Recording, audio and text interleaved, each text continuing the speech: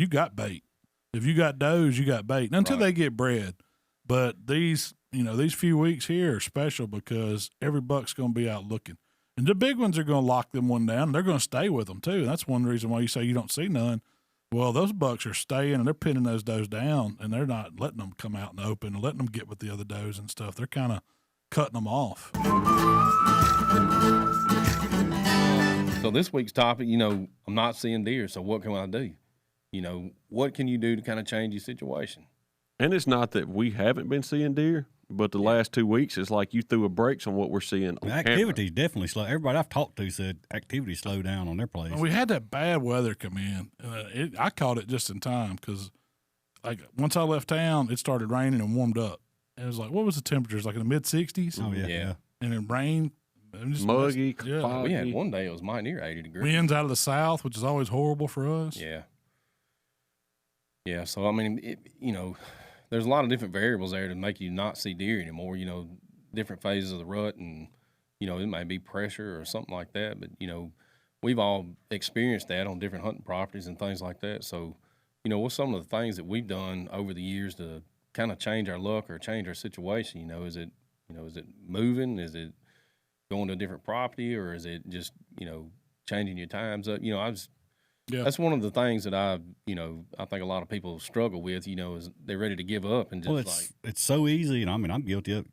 All right, my routine is get up, be in a stand by 6 o'clock, get out at 10 o'clock, go eat lunch, come back, and then deer catch on that routine too. And that's part of why you're not seeing them. It's like you said, went out at. That's why I switched. I mean, everybody thinks, man, you didn't go hunting this morning. Well, that staying in the bed and going out at lunchtime might be the ticket. That's worked for me a bunch of times. I mean, it's just like last week when I guess it was Friday for our Christmas party. I went down there hunting Friday morning, and it was 2 o'clock, and I still could not get out of the stand for the deer. Yeah. I got there early and, sit there from dark, or from daylight. But, I mean, I was like, all right, I'm going to sit here 10 more minutes. Deer would walk out.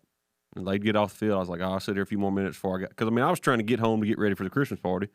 And I was like, well – I'll sit here a few more minutes. Another deer walk out. And I finally texted. I was like, I can't get out of the stand. Like we was 1 o'clock and deer were just steadily flocking to the field chasing does, which that's rut activity. And, that's really not something you can base. I mean, that's really inconsistent because you have no idea what during the rut. I mean, they're acting way different than they do any other time of the year. Oh, I love it though. Oh, it's great. It's fun to see a field full of does feeding and you see a buck cruise through. But when they're keeping them run off the plots, that's what's happening. The bucks are trying to lock them down now. So the does that we had that would come out there and feed regularly, and you'd see a bunch of them, they're spread out. They broke. So I noticed this the other morning we were out there. There was 2 or 3 little ones. This is different times. I would see one little one, but I've already seen a buck chasing the mama away. And the little ones don't know what to do, so they just kind of hang out where they get left. Yeah. And then the mama usually comes back. That's why – when I see a buck chasing, I don't think, man, and he blows out, I say, don't get down, because that don't mean he ain't circling back. Because a lot of time that mama's coming back to where she left that little one at least to check. That buck's going to be right in behind her. But I've noticed that, like the food plots, the deer aren't coming out to them. They're not feeding the plots. Yeah, not like they were. And I guess it was Sunday evening we hunted. That was the first time I've seen a buck that routinely checked every plot on our property, and we had it like clockwork. You did it 2 days in a row. Yeah, so like I've seen that buck multiple times. I got him on footage, and he's a very, very good 8-point. I mean, beautiful, beautiful rack, heavy horn. Malcolm texted me, said 8-point just come across, and they don't even stop to even put their nose to the ground. They just look down the plot. Yeah, keep rolling. Yep. He went from Malcolm's stand straight to where I was hunting, which is probably what do you say, about 300 yards. Easy. Yeah. Yeah. I mean, he was there Cross within the ditch. Yeah, he was there within 5 minutes. Done the same thing to me. He crossed the one plot I was sitting on, looked down it, kept on. I mean, never quit walking.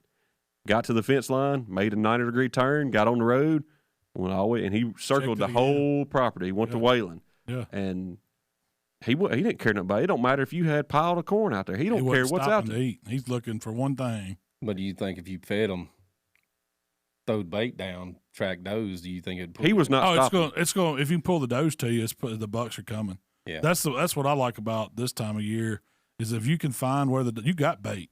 If you got does, you got bait. And until they get bred, But these few weeks here are special because every buck's going to be out looking. And the big ones are going to lock them one down, and they're going to stay with them, too. And that's one reason why you say you don't see none. Well, those bucks are staying, and they're pinning those does down, and they're not letting them come out in the open and letting them get with the other does and stuff. They're kind of cutting them off. And see, too, I mean, this isn't, I guess, kind of getting off subject because this isn't talking about a slow time for us, but right now, especially on, like, our property, like a lot of people think, well, I just got 70 acres or 50 acres or whatever. During the rut, you're not hunting your deer. You're hunting every buck within 5 miles. I saw 3 the other morning, and I don't think we got pictures of. Yeah. I mean, you throw it out the window. You're not going to see the deer that you've been seeing all fall. You know, you're going to have new bucks show up unless you just happen to miss it, but they're coming across your property. And that's another thing is like, you don't know what to expect. Just like that deer you seen. We hadn't seen that. What did you say? It had 6 on one side, 4 on another. We ain't got a single picture of him. So, I mean, who knows what you're going to see? You really don't know. So if you're not seeing deer, what are you going to do? I'm going to the thicket.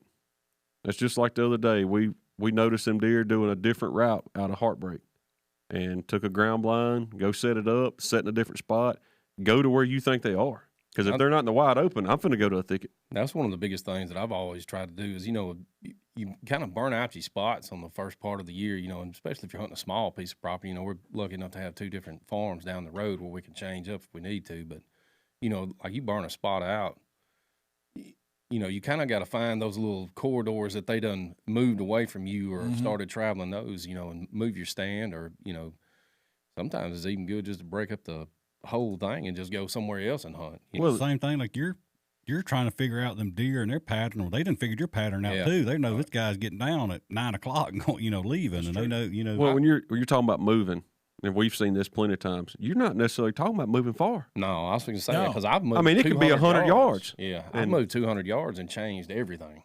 That's why I was talking about where that little arena is. Yeah. We got the battleground. It's not 200 yards from the stand. If that, it's probably 100 yards. But it's not visible from the stand. You'll never see it. Yeah, it's down the hill.